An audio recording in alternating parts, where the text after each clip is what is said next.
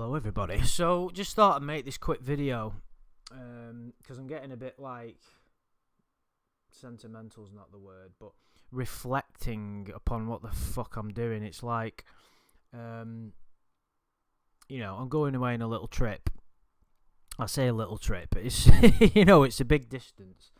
And it's like I've started to think about how I've ended up in a position where I'm travelling to another continent, all because of my interest in all this Lornography, shall we say. Now, I know that it is like it's a niche kind of interest, isn't it, that we all have, because I'm what might be considered a content creator, although I don't create any specific lawn content with regard to contact with him. I speak about it and focus on material that has always been available. The chat log and the footage and whatnot, and just his general story. It's still been a. Can I put it? It's been probably my predominant hobby for the last 2 to 3 years. I don't know whether that's the right way of putting it. So it was like 2-3 years ago when I started making videos. I didn't, it was just a bit of fun, really, because I remember watching some of the interview videos that people did. Just in case somebody's switching in and they've not heard, I'm travelling. It's today. I travel to Boston, and then I'm going to Maine on Monday to watch the hearing where violate Lorne's probation. But basically, I started making these videos just because I remember watching someone do a video once on I think it was when the uncut footage came out, and I just remember thinking I could probably do a better job than that. And it wasn't like an egotistical thing. It was like, I think I've got more to say. And I just remember making a video and it went down really well, and people were like, we enjoyed it. I think one of my strengths as a person is my ability to communicate effectively. And I'm an outgoing person in some respects. In some respects, I'm like an introvert. But with regard to my communication and engaging with people, I think that's one of my strengths. So it naturally, it was like a natural fit that I was making these videos and speaking, and and then I developed a bit of a following, and it was at the time when there was a lot going on with regard to contacting him. There was all the Ramona stuff, and then I'd made loads of friends, and then I had there was like a bit of drama that went down. It's part of the journey, though. If you think about you get involved in the YouTube world and you start to realise how dramatic it can be. On the whole, since I've been doing this, I think I've done a reasonable job of staying away from the drama and the conflict. Of course, there's been people that have. It's just part of having a YouTube channel. When you have such a controversial topic as well, you're always going to get people that disagree with you. And I've always had quite strong opinions about certain things, and I've I understand why people react the way that they do. There's always been times when there could have been like an escalated conflict, or people, like some of the stuff that went down a couple of years ago. There was like people, I don't know who they were. I think they came into the community and then disappeared. But some of the drama that came up, it's like, that person's attacking me. They said they're going to do this. They're going to do that. Can you help me? And I just stayed away from it. It's like, this has got... And it made me realise how easily people can get sucked into all the drama. And it's very... The thing is, it's very easy to stay away from. It's very easy. You just ignore it. And the problem disappears. It's like... The only time that you would ever need to take action is if it affected your personal life. The YouTube world, you have to keep separate. he says as I'm travelling across the pond. But what I mean by that is, even if somebody took a dislike to me, which is, I'm not trying to play the victim. It happens because of the content that I made and the opinions I had. As long as it doesn't affect your personal life, it doesn't really matter what somebody else thinks of you. As long as you've got your own integrity, it's kind of irrelevant. It shouldn't really affect you. Of course, it's easier said than done. There has been occasions where people have made comments, and it doesn't happen that often. But I've been reflecting on my overall journey personally of what how I've changed as a person. It's interesting to look back at my old videos and listen to the way I talked when I started doing videos. It's like I've matured 20 years. I cringe when I listen to some of the shite I used to come out with, and I don't mean some of the things I've said at previous videos. I'm like, oh my god, man, get a grip of yourself. It's like a little bit egotistical, but I've been on a personal journey. One of the things I take very seriously, maybe more than I should do, because I sometimes do have trouble relaxing, is I'm always on a journey of self-improvement. Always. And Lornography helps you with that in a way, because it's like, Shin put it brilliantly, and it's like, with regard to Lorn, it's like a scientist studying the behaviour of a chimp in a way. Do you know what I mean? Like a primate. And I don't, that could be, if he was listening, he'd probably, that would be seen as being insulting, of course. But I think it's an accurate analogy. That's what fascinates me so much. There's so many. We've talked about this at the risk of repeating myself, which obviously, which I do. The Lornography thing. There's so many elements in it that make it fascinating to me. It's like, if you just look at Lorn as one individual, you could look at his past and try and figure out why he behaves like he does. We've gone into that, and it's like numerous times. It's like a bottomless pit, really. You think about when Bunky nicked his toy and his dad just stood there and watched, and that's the only memory that his dad has of him. That's a fascinating tale. Something that must have made a massive impact on him. And, I speak to people now about the right and wrongs of the catfishing thing. There's many different perspectives, and luckily I, talk to people who can have an open discussion about it, and people that I'm close to don't agree with me, but we're able to discuss it, and without arguing. And it's such a fascinating. We're going to do a video on all that when I get back and all the court cases concluded, about the sort of the rights and wrongs and people's perspectives, because I want to get everybody's point of view, or as many, a broad varieties, a broad range of perspectives on the situation. But if you look at, like I said, you look at Lorn's past, you look at the way he is now, you look at the way he runs his life, you look at the mistakes he makes, you look at the way he treats people, you look at the way that he just totally miscalculates and misinterprets the YouTube world. That his hypocrisy, the fact that he brought a YouTube channel out, thought he could make money off it, wanted to use the fact that he was on TCAP to make money and to exploit people, but at the same time didn't want people to bring it up what he was busted for. It's just, as I'm saying these words now, I'm having trouble comprehending how someone can be that fucking stupid. And that's one of the fascinating aspects, is there's always something that he does or says that you're like, wow.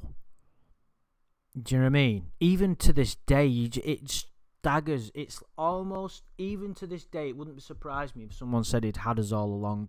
It's hard to believe someone can be so dim. It's just unbelievable. The fact that he's continually getting catfish, he asks for it, he invites it because he's got nothing else to do, and that obviously gives people a platform to do what they want. And that's something I wanted to talk about, like I said, in a couple of weeks or something. And it's like, that's just on him. And if you look at the outside perspective on it, on an overall sort of legal scale, what's it like for people like him? Have they been treated? What is his? Has his rehabilitation been completely inefficient? which one would suggest it has. Why has that been? Is it because the system's failed him? Is it because he's not putting enough effort in? How much of an effect has this community had on him because he's aware of it? Where would his life be without it? Of course, he's a nobody, Lorne. I'm a nobody.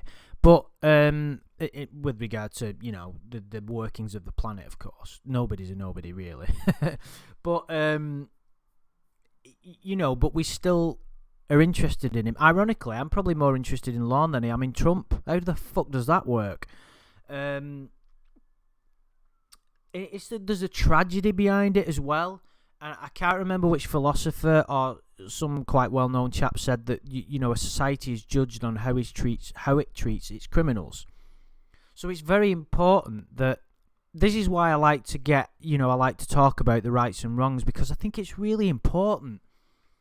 I'm not saying that I'm in possession of the absolute truth, but you have to explore and ask yourself a question. What am I doing? And it's like that in any aspect of life. You've got to self-reflect on your life as much as possible. You've still got to have fun and you've still got to relax, but you've got to take a step back from your own life and say, am I the best person I can be? What can I do to improve myself?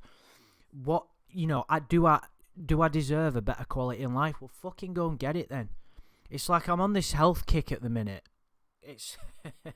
It's like I don't eat meat, I don't drink, I don't smoke, I only eat raw foods, I don't watch TV, it's like I'm trying to live an authentic as life as possible. And it's like, I remember having a conversation with Adam and he was like, oh, well, and we laugh about it, it's not like we argue or anything, but he says, I'll die and I've ate this meat and I'll have enjoyed myself, which is fine. The way I look at it is, the more authentic you live and the more healthier you treat yourself, you'll have a better quality of life. So those quick fixes that you have from whether it be nicotine or beer or some piece of steak or some junk food, it's just a quick fix. It's like taking a little bit of cocaine and then you've got to deal with the after effects and the health effects and that. That's just a personal thing. I'm just talking about. It's like a journey I've been on. If someone had said to me before I started making lawn videos, in 3 years' time, you won't drink. I think I quit smoking, actually, before I started making lawn videos. I quit about 4 years ago, went cold turkey, no patches, no e-cigs, nothing. Just said, right, it's just the... But anyway, that's just something I decided to do. But if someone had said to me 3 years ago when I started doing these videos, you won't drink, you won't smoke, you won't take drugs, sorry about that, you won't be eating meat, you won't be having dairy, you'll be vegetarian, you won't watch TV anymore, all you'll be doing is pretty much spending your money on travelling and reading, I'd have just laughed in their face and said, you're a fucking idiot. And it's all a part of growing up, I think. This is the way I'm looking at it now. When you get older, you've got to start looking after yourself a bit more. When you're young and you're in your 20s and, early to mid-30s, your body can handle a shitload. It can handle loads of alcohol. It can handle loads of, junk food. And it can keep coming back. And recovering, it's remarkable what the human body can do. But when you start to get older, you start to realise, well, hang on a minute, I've had my fun now, I've got to knuckle down. And it's the right thing for me. I'd never be, even though I'm going down the vegan route, I'd never be one of them people that would preach to people. I'm going off on one here, but bear with me. I'd never be one of them that goes, you should do this because it's wrong. Fuck off. Don't fucking tell me what to do. Do you know what I mean? It's like someone put something on Facebook the other day. I'm part of these spiritual groups, and it was like something called Zen Living. There's shitloads that pop up. Basically, I've got my Facebook manipulated in such a way now that my newsfeed is entirely like inspirational quotes with virtually no adverts and no, look what I'm having for my tea. People talking fucking shite. A personal problem. One of the journeys or sort of challenges I'm on at the minute is to not be so judgmental and get wound up by people's behaviour. and I do that by minimizing what I see on Facebook. But the shit that people put on there, it's like attention. People don't realize they need other people's validation. They need other people's approval. They need attention of other people. And if you need that all the time, it robs you of power. The only place where you can grow and become a better person is within, not without other people's approval, not without other people's attention and going, good on you, kiddie, thinking of you. Like people checking in at the hospital. People go to have a fucking examination on a toe and they have to check in. What the fuck's all that about? Why do you... Right, I'm going off on one. Just calm down, Andre. And don't lose your sense of humour as well. That's vital. I fucking forgot where I was ranting now. But yeah, I was on this group and someone put a comment on. I can't remember how it was worded, but it was a picture of like an animal being... I think it might have even been a picture of meat on a plate. And it said something along the lines of, the words were, when that animal is killed, it's feeling grief, sadness, anger, and pain because it's being killed. And I said, and I shouldn't have said anything, and it's my error. I didn't get into an argument or anything, but you've got to, you see these things and you have strong opinions about them, and you've just ignore it. There's no point getting into arguments with people, especially on social media. Because even if you point out to someone that they're wrong and give them 100% proof, they'll never admit it. And they'll never change their mind. So what is the fucking point? What is the point? If you want to do something about it, become an activist, become a politician, make positive change. Don't spend your time on Facebook fucking arguing with people. What are you doing? You want to change one person's point of view or even a group? What does it matter? You're not going to do. Someone has a point of view. They're never going to change it because of what you say. It's never going to happen. But I'm a human. I'm not perfect. And I bit. And I said... And I think my response was, isn't that what happens every time an animal gets hunted and killed in the wild? And then this person went on... I could tell she was dead passionate about it. And she went on a real life 3 or 4 paragraphs calling me egotistical, saying that just because you like meat and you think it's right, don't put your judgments on other people. And I responded and said, listen, I don't expect you to believe me, but I happen to be like a vegetarian. I don't eat meat. I happen to think that at this moment in time, it's maybe not the right thing. And she couldn't get her head around that. And she was like, well, what the fuck did you say that for? I said, well, it's about the balance of life. What you're saying is that it's inherently wrong that animals suffer. Now, a perspective is one of 1,000 different ones. She's saying her overall perspective could be that we treat animals wrong as a species, and of course we fucking do. If you look at the way that some animals are treated in the wild, in like chicken farms and whatnot, of course it's ridiculous, isn't it? But she was like making these strong opinions that like, coming out with this thing saying, you shouldn't eat animals because they should never, because it's terrible when they're killed. Well, it fucking happens. It's like there's a video on YouTube of this buffalo calf being eaten by a couple of Komodo dragons, and it's one of the most horrific things you can see. And it's worse than anything a human would do to that animal. Even the most horrendous human who hunts for sport, or those Komodo dragons, the way that I'm not going into detail. You can find it on YouTube if you want. I'm not going into detail because some people don't want to hear it. But what happens to that animal with what those dragons do to it is worse than anything a human would do in any kind of farm. It's fucking horrendous. The slow and painful death it goes through, and that's nature. And some people have a problem with nature. But anyway, that's just an example of I'm going off on one here. But you know what I'm like. It's just a kind of example of kind of what you face with. And I think the trick is never assume that you are 100% right about anything. I have strong convictions about the Lornography thing, but I can't say that my perspective is more absolutely right than anybody else's. The way I look at it is, you got to trust your feelings and act with integrity. And I think, I always try to do that. And some of the stuff that I've heard with Lorne, like initially, like I don't want to go into. I'm not trying to like. I don't want to go into the exact ins and outs of it because it will naturally create like animosity between certain people. I'm not interested. I've got better things to do than get involved in drama. But what I can say is some of the catfishing that I've listened to, I've really enjoyed. It's like I knew it's not, some of it maybe, it's probably not the highest thing a person can do, but ultimately it was like, it seemed to have a specific positive end game or a specific positive motive, but at the same time taking the piss out of him, but no one was coming to any harm. And then as certain things happened, it didn't feel right to me. Just didn't. You know what I mean? The way some of it went. And then some of the other stuff later, like the stuff with Tiffany, I really enjoy listening to.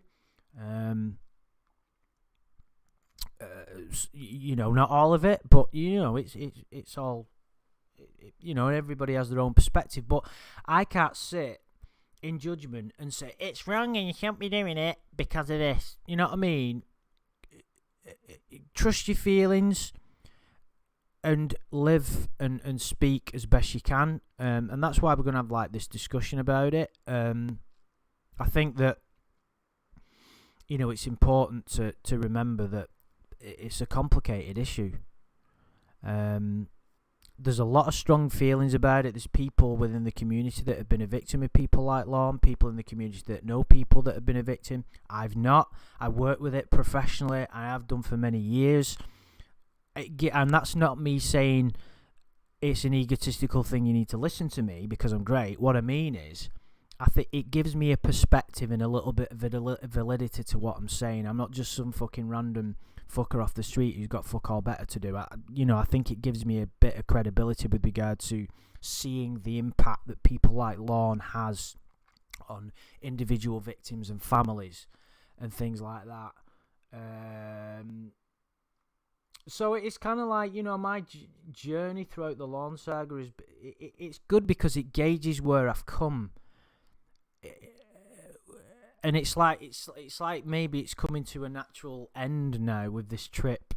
Lorne is going to face his destiny in a few days. He's not going to be locked up forever, but it could be Judgment Day for him. Do you know what I mean? If you look at like where's it gonna lead? Where's he gonna end up? What's going to happen to him? Is he going to recover? Is he not going to be able to recover? Is he going to have a realization? Is he going to finally realize what he has to do in life? Because the solution for him is so simple, but it's so difficult. It's I'll speak about it in another video soon. It's just kind of give me an idea actually about something I can talk about when I get back. But it's a fascinating situation because it's all his own doing, regardless of what I think about it all, and everything that's happened to him is his own fault. It doesn't really matter. Well, it does matter what's happened to him in the past because he's not had the best start, but he's always had the opportunity to do better, and that's why most people will never give him a break. And I get that. That's why I say it's not. I have to, everybody's got a different perspective. You know what I mean? It's really important that you recognise that we are. Most people do, it's. But so in a few hours, I'm travelling to Boston. Never been to the States before, ever. I didn't think I'd even. This is one of the reasons why when Shin said, "Oh, why don't you come over?" I was like, and initially, it was like, "Well, that's the ridiculous idea. I can't do that." And then I thought, well, actually, life's about doing crazy shit sometimes and pushing your boundaries. And I mean by pushing your boundaries, I'm travelling all that way on my own initially, going to a place I've never been.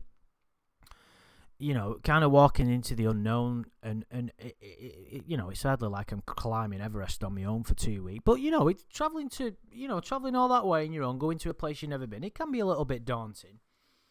I've travelled a lot in the last few years as well. And it just seemed like why the fuck not? And, what's been kind of interesting and good, when I tell people, my friends and family and people at work, everybody's like been really supportive. I was expecting people to say, you fucking loser, get a grip, what the fuck are you doing with yourself, man? Nobody said that. It really surprises me. Even people in the community, I thought a number of people were going to come out and say, you fucking sad bastard, you've had a go at us for catfishing Lorne or whatever, and now you're fucking travelling to the States. But no, I'm sure a few people think like that. But I'm surprised, really. But it's like I said, the way I look at it is, I'm going watching a play. It's a true crime drama. That's the way I look at it. And, I've had an interest in this guy. I'm not doing it to interfere. I've no interest in talking to him, no interest in even acknowledging him or him looking at me. I'd sooner he doesn't notice I'm there. He probably won't know who I am. I'm not, it's not the purpose of it. It's just to watch, because the Lorne thing has had quite a, because it's changed a lot of the, through the Lorne saga, I met a lot of people. I met Adam, right? Adam lived in Spain, and I spent a lot of time visiting him there, and had some amazing experience. I'd never been to Barcelona before. It got me more interested in Spanish culture. It's where I'm going to live when I retire now. My sort of dream, because I'm going to have it's not, I'll have a decent, because of the job I do, I'll have a reasonable, I'm not going to take over the world, I will have a comfortable retirement, hopefully, where, if I'm continuing on the path I will, I'll probably be able to buy a decent, nice little, modest home over there. And I love that country. Who knows, I might want to fucking stay in Boston after I've been there, or even Maine. But spending all that time in a little town in Spain has made me realise that's where I want to live. I love the culture, I love the people, I love the weather, I love everything. So even that's had a profound impact on me. I made a good friend there, and I've made lots of other good friends. I've spent a lot of time, and the trips I had in Spain, I came back, I met a Spanish girl over here, and we had a connection because of what I'd learned in Spain, and we had a bit of there was like a romance going on there.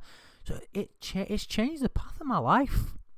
Isn't it weird? Isn't it fucked up, man? Isn't it fucked up that a sex offender who lives on the other side of the world has changed the path of my life a little bit? And that's why it felt like the right thing to do, to go there and watch that, and go to that building you can see on your screen now. Meet some new people. Shin's obviously excited about the hearing, as I am. It's going to be so surreal. It's going to be really crazy.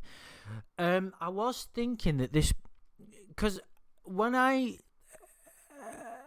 kind of think about the rights and wrongs of the cat, the contact of Lorne, it'd be ridiculous for me to never turn that magnifying glass on myself and say, is what I'm doing right? It'd be ridiculous, because that would be hypocrisy. That would be being judgmental. I've always questioned whether these videos are the right thing to do. Am I making people angry with what I talk about? Does it, do I do more good than harm? If I thought I did more harm, I'd never do these videos. I'd stop immediately. So I thought, isn't it this a natural end, and I'll just quit making these videos and fuck off the YouTube channel. After this, it would seem like a natural end to it. I've not made any definite decisions, but I don't think that's going to happen, because I've got some really, like the talk we're going to have about the catfishing and my opinions on what's happened to him.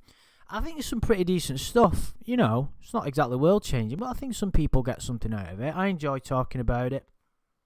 So I don't think that's going to happen. Anyway, we're crocking up to 30 minutes, and I've got a little bit more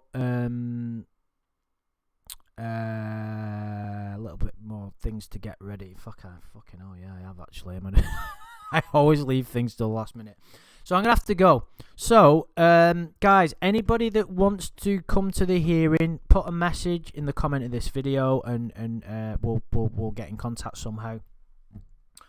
Yeah, so it's going to be pretty cool. I hope you've enjoyed me ranting. I apologise if I've babbled on about other stuff. Have you noticed I've not mentioned The Simpsons or Star Wars during this video? How cool is that? Right, okay, so guys, thank you very much for listening. I hope you have a great day, and I'll speak to you soon.